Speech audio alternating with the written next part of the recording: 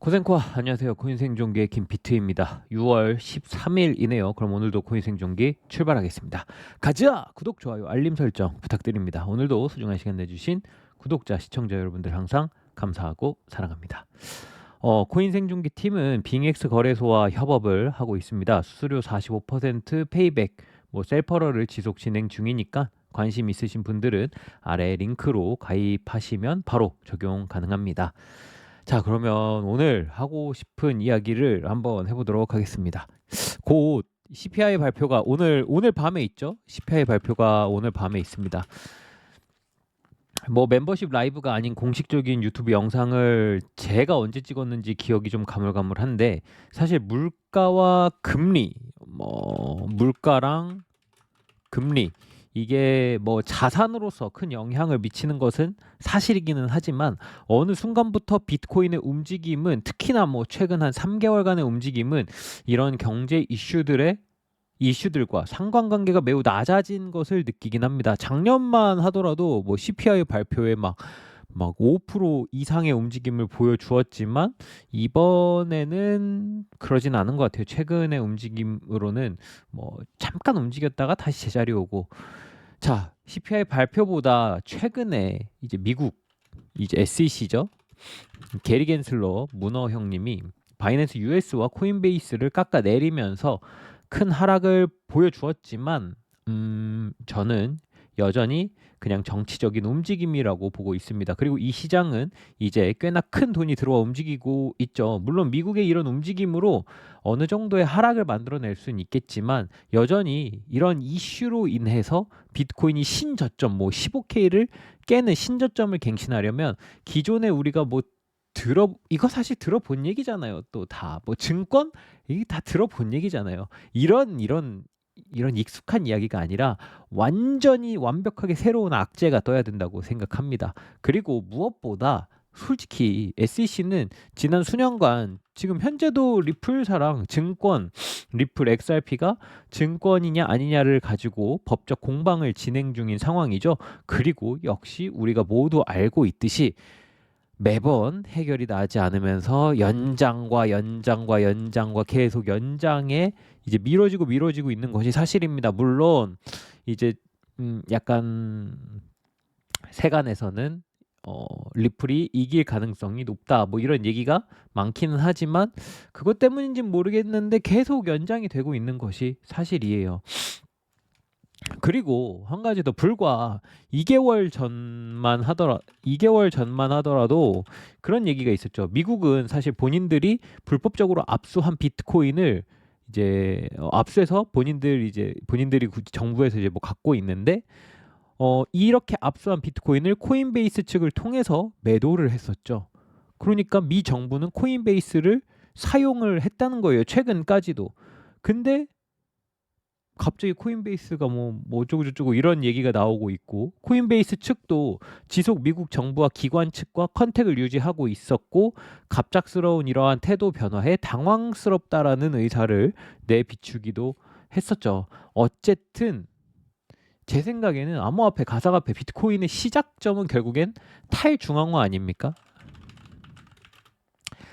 미 정부가 이런 식으로 압박을 한다고 하더라도 모든 것을 막아낼 수는 없을 것이라고 저는 생각합니다. 게다가 미국이 자유민주주의를 지향하는 나라라면 말이죠.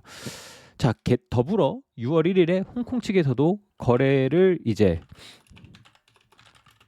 홍콩에서도 거래가 시작되었죠. 재개되었다고 이야기를 합시다. 그래서 거래를 오픈하면서 크립토를 밴시켰던 중국마저도 리오프닝이라는 기대를 주었죠. 물론 이거 때문에 엄청난 떡상을 하지는 않았지만, 어쨌든. 그리고 이제는 코인베이스 이야기합니다. 그럴 거면 홍콩으로 넘어와. 이런 움직임들이 과연 어떤 영향을 미칠지, 물론 현 제도권과의 적절한 타협으로 융합되는 것이 크립토 시장의 가장 베스트 시나리오라고 생각합니다. 하지만 무작정 밴을 외치기에 크립토 시장의 몸집이 커진 것은 사실이라고 생각합니다. 미국의 움직임 계속 지켜봐야겠지만, 현재와 같은 갑작스러운 태도 변화는 사실 정치적인 움직임이라고밖에 생각이 들지 않습니다.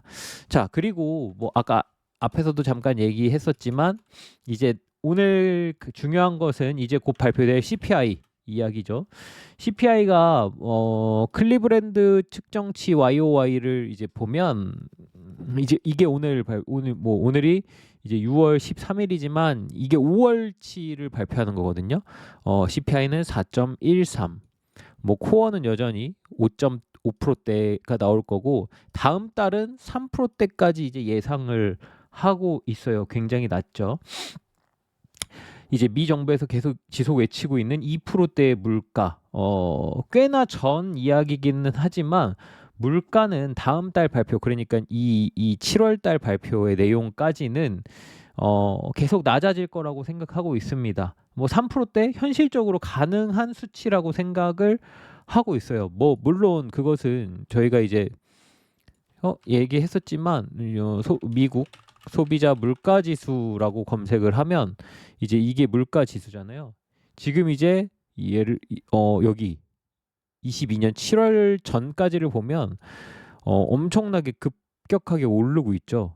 최소한 뭐 거의 한 3, 4포인트 이상을 지속 올리고 있다가 22년 7월부터는 이제 횡보에 들어가거든요. 23년 1월 상황까지 이제 거의 횡보에 들어가기 때문에 YOY는 결국에는 전년 대비 계산이잖아요.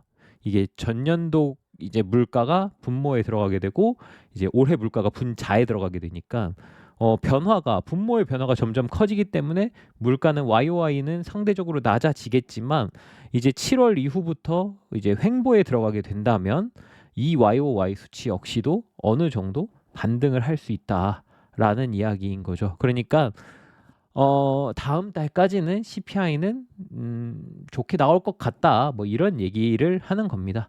어쨌든 오늘의 물가가 최대한 낮게 나오면 이 수치가 결국엔 이제 FOMC 금리 결정에 영향을 미칠 거라고 생각하거든요. 동결적으로 물론 영향을 미쳤으면 좋겠고 상관 관계가 줄어들고 있다고는 하지만 결국에 돈의 흐름과 움직임을 고려한다면 금리가 낮아지는 것이 결과론적으로는 우리에게 좋은 이야기니까 말이죠. 뭐 정리를 해보면 오늘의 CPI 발표로 큰 움직임을 기대하고 있지는 않습니다. 물론 막 말도 안 되게 낮게 나온다 이러면 떡상을 할 수도 있겠지만 그게 아니라는 가정하에 그냥 여기서 또 횡보하지 않을까라고 생각을 하고요. 차라리 SEC와 관련된 이런 이슈들이 해결이 되는 게 이제 우리 크립토 시장, 코인 시장에는 조금 더 좋은 영향을 미칠 수 있지 않을까라고 생각합니다. 다만 그래도 물가가 어느 정도 낮게 나와서 금리 동결에 무게가 실릴 수 있기를 기도합니다. 자, 오늘은 여기까지. 힘든 장세, 지루한 장세이겠지만 다들 힘내시길 바랍니다.